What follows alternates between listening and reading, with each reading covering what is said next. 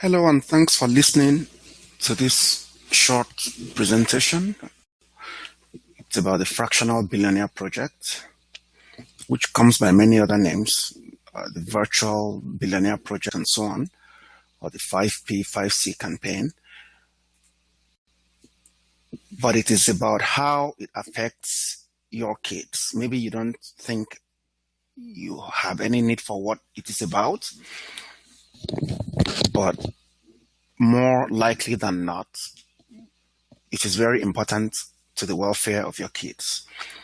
So we have a lot to go through. So I won't waste time. I'll just go into the various documents I want to run through very quickly.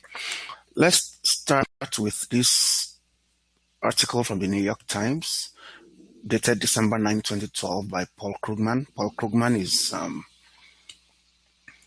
a Nobel Prize-winning economist. Last I knew, he was working at Princeton University. I don't know whether he's moved on to some other place now.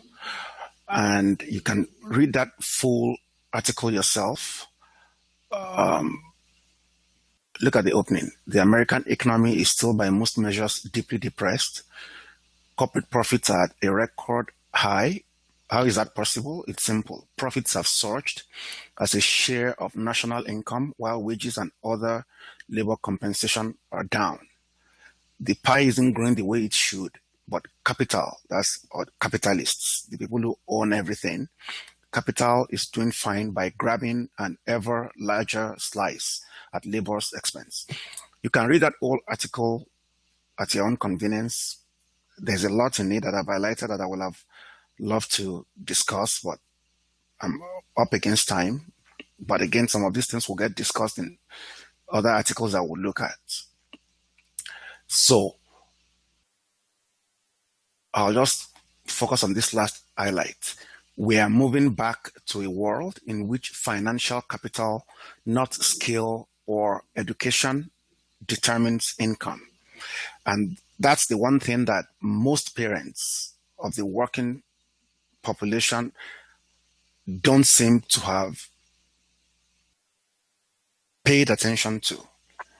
That it's no longer about income coming from what you do. It's more about income from how much money you own originally. And to put some context on this, very quickly, I'm going to do something. I just want to bring up my calculator on the screen. Yeah, there we go. So let's look at the worker who makes $50,000. It could be US dollars, Canadian dollars, or even British pounds. We're just working with a number here. And let's assume the worker's tax bill is zero, which is not the case, but let's just assume it's zero.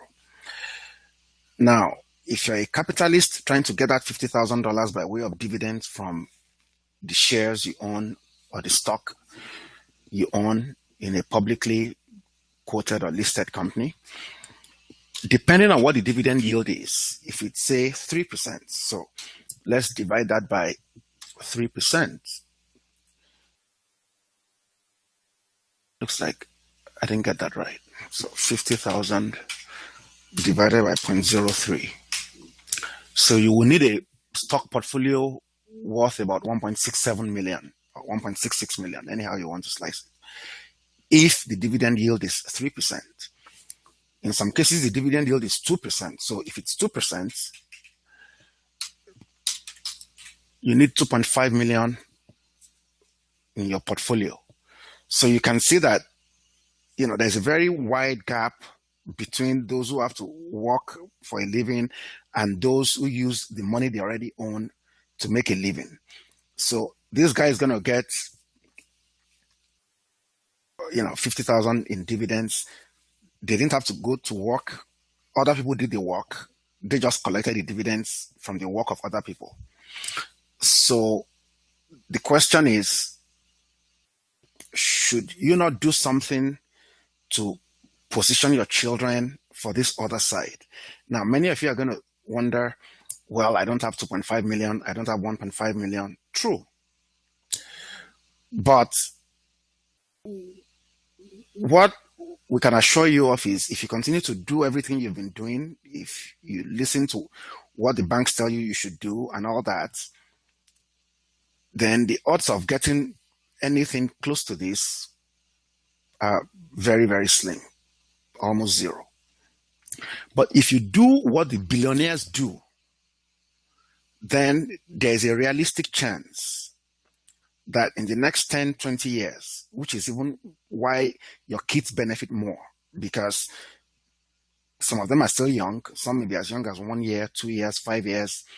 So if you put things in place, structures in place now, you position them to benefit in the next 20 years, because we are dealing with some very bad trends right now as it relates to the future of work.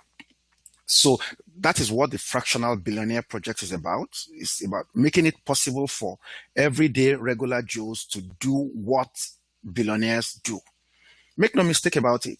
The system as it's structured is not set up to allow everyone else, and I'm talking more than 99.5% of the population, including even small business owners, highly paid workers, doctors, dentists, lawyers, corporate executives.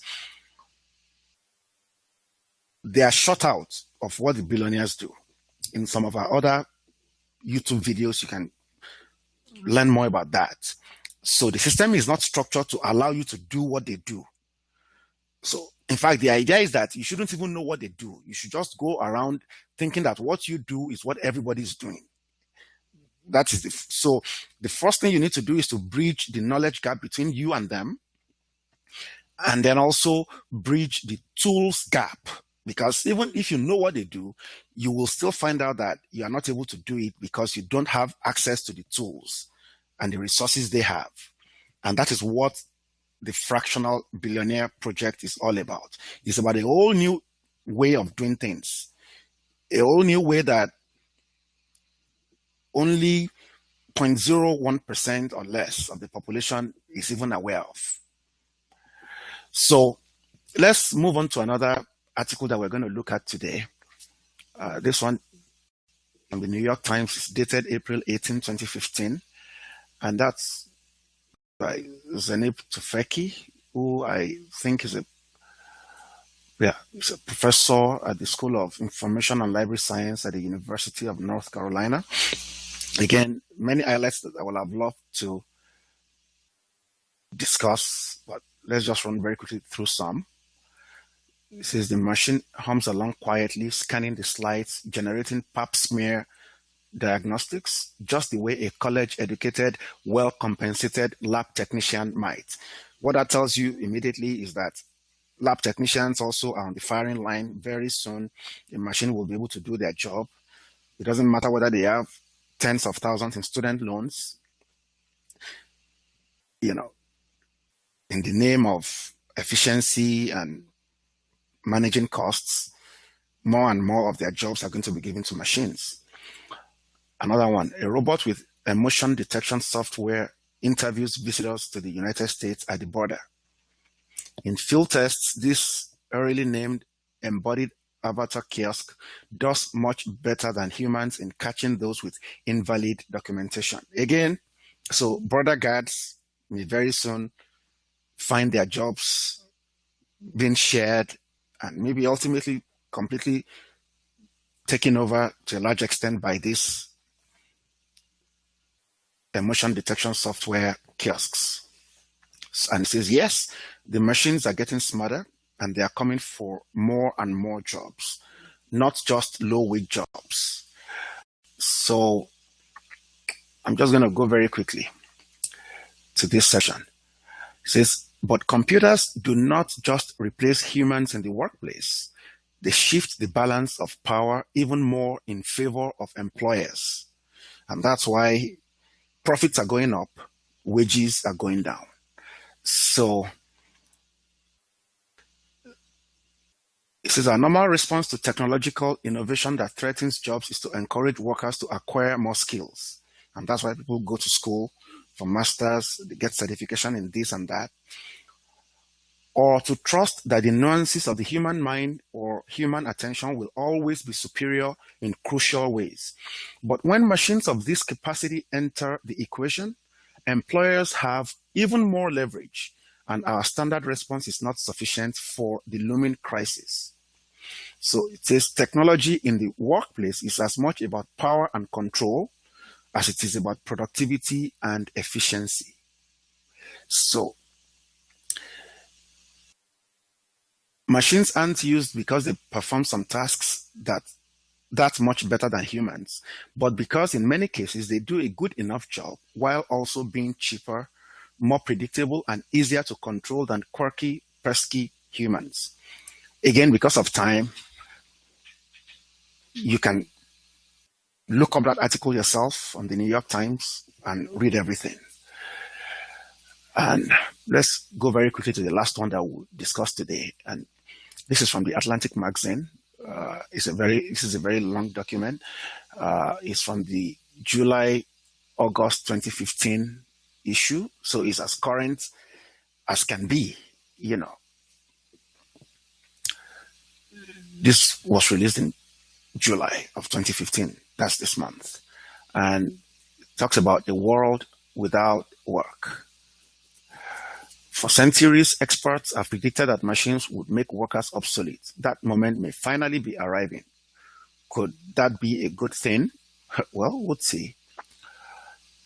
If you ask me, I'd say, well, it's a good thing for those who make money with money, the billionaires who own things, because that allows them to shuffle more and more of what used to be wages and benefits of human beings to profits, because then they can transfer some of those jobs to machines or software and, turn it into profit. So anyway, the end of work is still just a futuristic concept for most of the United States or Canada or the UK or anywhere else. But it is something like a moment in history for Youngstown, Ohio. This is in the US. One, its residents, meaning the residents of Youngstown, Ohio, can cite with precision. September 19, 1977. For much of the 20th century, Youngstown's steel mills delivered such great prosperity that the city was a model of the American dream, boasting a median income and home ownership rates that were among the nation's highest. But as manufacturing shifted abroad after World War II, Youngstown still suffered, and on that gray September afternoon in 1977, Youngstown Sheet and Tube announced the shuttering of its Campbell Works mill. I bet you some of the signs were there, but maybe if you talk to many of the rank and file workers, even as late as June of 1977, this happened in September, June 1977, January 1977, they probably did not see this coming. Maybe they thought, well, some people would lose their jobs, but they wouldn't close down the mill. Anyway, within 5 years, the city lost 50,000 jobs and $1.3 billion in manufacturing wages. The effect was so severe that a term was coined to describe the fallout: regional depression. Youngstown was transformed not only by an economic disruption, but also by a psychological and cultural breakdown. Depression, spousal abuse, and suicide all became much more prevalent. The caseload of the area's mental health center tripled within a decade. The city built 4 prisons in the mid-1990s, a rare growth industry. One of the few downtown construction projects of that period was a museum dedicated to the defunct steel industry. Within 10, 15, 20 years, what used to be the backbone of that area was now only what you could find in a museum. This winter, I traveled to Ohio to consider what would happen if technology permanently replaced a great deal of human work. I wasn't seeking a tour of our automated future. I went because Youngstown has become a national metaphor for the decline of labor, a place where the middle class of the 20th century has become a museum exhibit. And, you know, going further here, we hear that Youngstown's story is America's story because it shows that when jobs go away, the cultural cohesion of a place is destroyed, says John Russo, a professor of labor studies at Youngstown State University. The cultural breakdown matters even more than the economic breakdown. In the past few years, even as the United States has pulled itself partway out of the jobs hole created by the Great Recession, some economists and technologists have warned that the economy is near a tipping point. Now, if you're just looking at your neighbors and your friends and the people you hang out with, this may not be obvious unless some of them are falling victim to this wave. But if you're looking from the top and looking at the big picture, then it is obvious. When they peer deeply into labor market data, they see troubling signs, masked for now by a cyclical recovery. So everything is buried in a mask. And the reason why sometimes in the US and maybe even in Canada as well, probably in the UK, the reason why they're giving us unemployment numbers that are low, 5%, 6%, 7%, is because many people who should ordinarily be out looking for jobs have stayed in school. So they got a first degree, came out, couldn't find jobs. They chose not to go do the jobs some other people are doing with their degrees or certificates. Some are working at Starbucks, making coffee. Some are working in retail. These are not jobs that require a university degree, but because people who have university degrees are unemployed, employers are taking advantage. So they'd rather employ someone with a university degree. So that means those who don't have those degrees don't even have a chance. But those university degrees, for many people, come with huge student loans. And so what has happened then in many cases is that people have just stayed in school. Some have gone for a second degree. Some have gone for a third degree. And that's why in the US, you've seen student loans outstanding grow like about fourfold in the last 8 years. It's now over 1 trillion. It's even more than credit card debts. So anyway, so that's why some of the bad things going on are masked for now. So when these economists look up from their spreadsheets, they see automation high and low. In other words, automation of high skill jobs, automation of low skill jobs, robots in the operating room, in the medical field, and also behind the fast food counter. They imagine self-driving cars snaking through the streets and Amazon drones dotting the sky, replacing millions of drivers, warehouse stockers, and retail workers. They observe that the capabilities of machines, already formidable, continue to expand exponentially while our own remain the same. And they wonder, is any job truly safe? Here is what somebody had to say about 4 years ago. Let's see.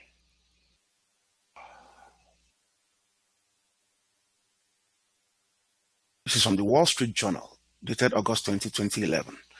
This is Mark Andreessen, is one of the venture capitalists behind Airbnb, the service that is now threatening hotel jobs and the hotel business. People can now rent their houses and compete with hotels.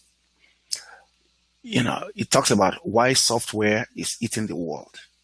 It says this week, Hewlett Packard, where I am on the board, so he's a board member at HP, announced that it is exploring jettisoning or selling off its struggling PC business in favor of investing more heavily in software, where it sees better potential for growth. Again, this is a very long article, many highlights that I would like to discuss, but I'm up against time. So Again, you can look it up and read it up. But let's go back to the one we're dealing with right now. So let's keep going. Futurists and science fiction writers have at times looked forward to machines' workplace takeover with a kind of giddy excitement, imagining the banishment of drudgery and its replacement by expansive leisure and almost limitless personal freedom, which is what should happen if you think about it. If machines can do what human beings do, then human beings should be free to enjoy. Maybe everybody, instead of working 8 hours, we can spread it around so that everybody works only 2 hours a day, or maybe only 2 days a week, or 1 day a week, and you can stay with your family and enjoy yourself on the other days. If the benefits of all these advancements were shared equally, but usually the benefits go to the billionaires. One more reason why you want to seriously consider the Fractional Billionaire Project that we're talking about. And make no mistake, if the capabilities of computers continue to multiply while the price of computing continues to decline, that will mean a great many of life's necessities and luxuries will become ever cheaper. And it will mean great wealth, at least when aggregated up to the level of the national economy, meaning it will create wealth in the system. And when you add everything together, you can see some improvements. But what those numbers at the level of the national economy will not show is how maybe 10 people saw a doubling of wealth and 1 million people saw evaporation of wealth. They completely lost everything in the process. That won't show up in the national numbers. So each person will contend with their own losses in private. Those who are benefiting know they're benefiting. Those who are suffering losses will know they are suffering losses. It says, but even leaving aside questions of how to distribute that wealth, the widespread disappearance of work would usher in a social transformation unlike any we've seen. If John Russo, that professor at Youngstown University, if he's right, then saving work is more important than saving any particular job. So I'm going to just go down.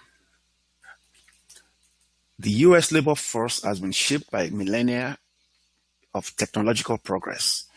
Agricultural technology birthed the farming industry. The Industrial Revolution moved people into factories, and then globalization and automation moved them back out of factories, giving rise to a nation of services, a nation of Walmart workers, McDonald's workers, and so on. But throughout these reshufflings, the total number of jobs has always increased. Now, you can argue about losers and winners. There are always losers and winners. What I will tell you is that if you focus on making money with money, like the billionaires do, they don't lose in any of these instances. But if you focus on making money by the sweat of your brow, by your skills, by your brains, then depending on what you are involved in and where you are, you may be one of the winners or one of the losers. The people who don't lose in all these waves are the people who have focused on making money with money, the capitalists. That is what the Fractional Billionaire Project is about. This is why it is important that you position your kids for that kind of future. Maybe the parents did not get that, but if you start on time, you can give it to your kids and they can pass it on to their kids.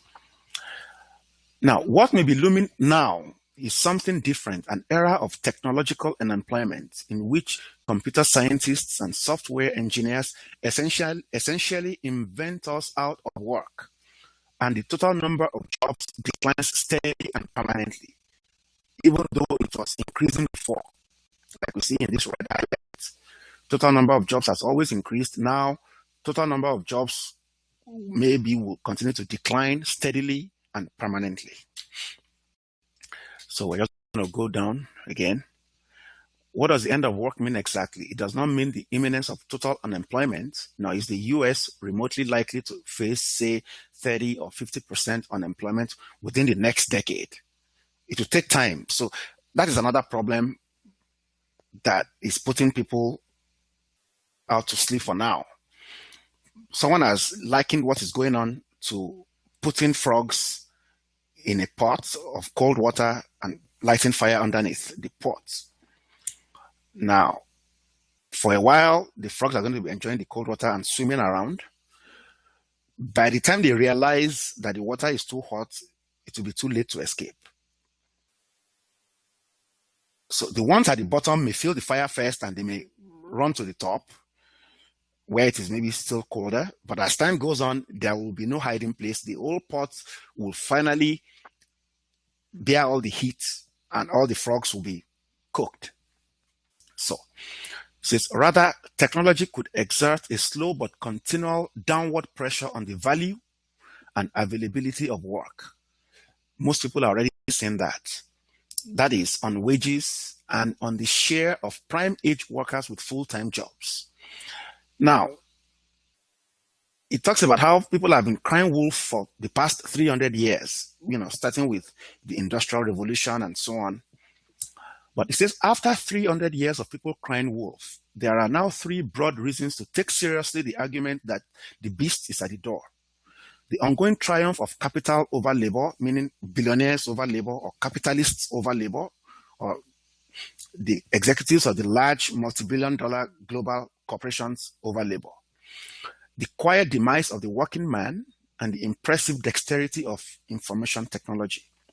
Let's start with labor's losses.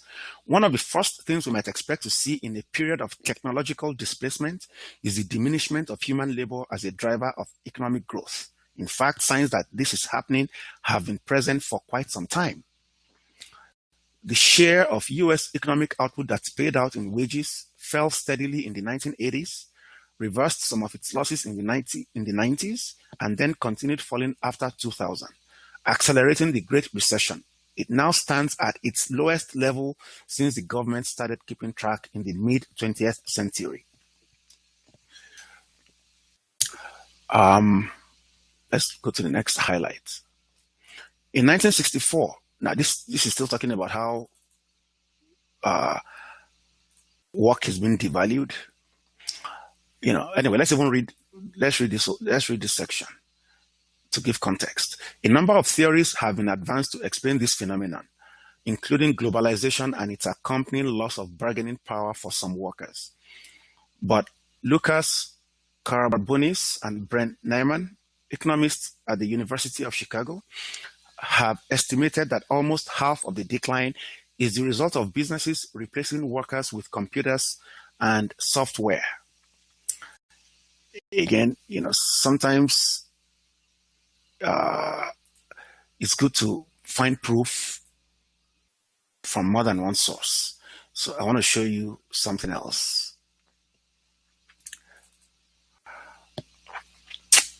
Just to buttress, this is from JP Morgan. This is a very large global bank. This is one of their publications, Eye on the Market, July 11, 2001.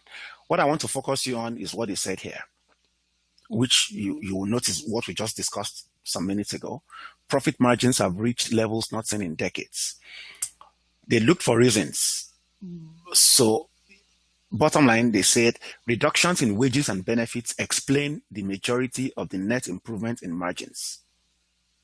This trend has continued as we have shown several times over the last 2 years.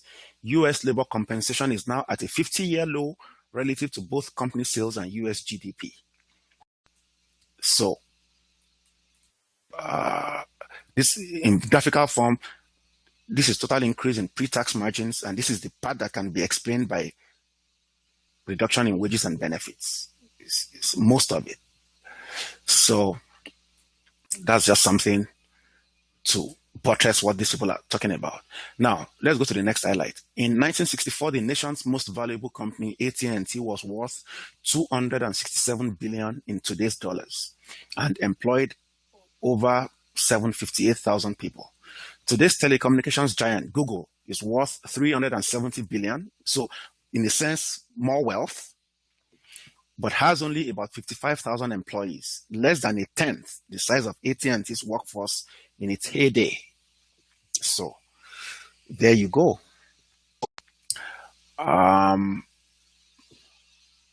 this is even much more important than anything to your kids. Young people just coming onto the job market are also struggling, and by many measures have been struggling for years. 6 years into the recovery, the share of recent college grads who are underemployed in jobs that historically haven't required a degree is still higher than it was in 2007, or for that matter, 2000. And the supply of these non-college jobs is shifting away from high-paying occupations such as electrician toward low-wage service jobs such as waiter.